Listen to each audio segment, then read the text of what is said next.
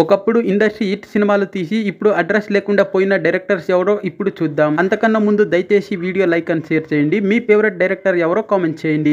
1991లో కొబ్బరి బొండం మూవీతో హిట్ కొట్టి వెనక్కి తిరిగి చూసుకోకుండా గుర్తుండిపోయే సినిమాలు తీసిన ఎస్వి కృష్ణారెడ్డి గారు ఇప్పుడు ఏ సినిమాలు తీయకుండా ఫేడ్ అవుట్ అయిపోయారు. ఇప్పుడు మాస్ డైరెక్టర్ అంటే రాజమౌళి, ప్రశాంత్ నీల్ అంటున్నారు. కానీ అప్పట్లో మాస్ డైరెక్టర్ అంటే వివి వినాయక్. రాజమౌళి గారికి ఏకైక పోటీగా ఉండేవారు వినాయక్. అలాంటి వినాయక్ గారు సరైన హిట్స్ లేక ఇండస్ట్రీ నుంచి ఫేడ్ అవుట్ అయిపోతున్నారు.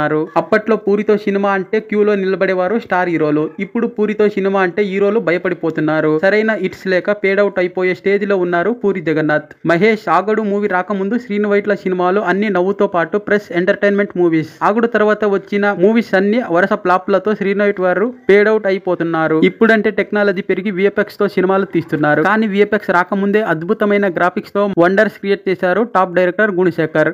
ఇప్పుడు సరైన హిట్ లేక గుణశేఖర్ గారు కూడా ఫేడ్ అవుట్ అయిపోయారు.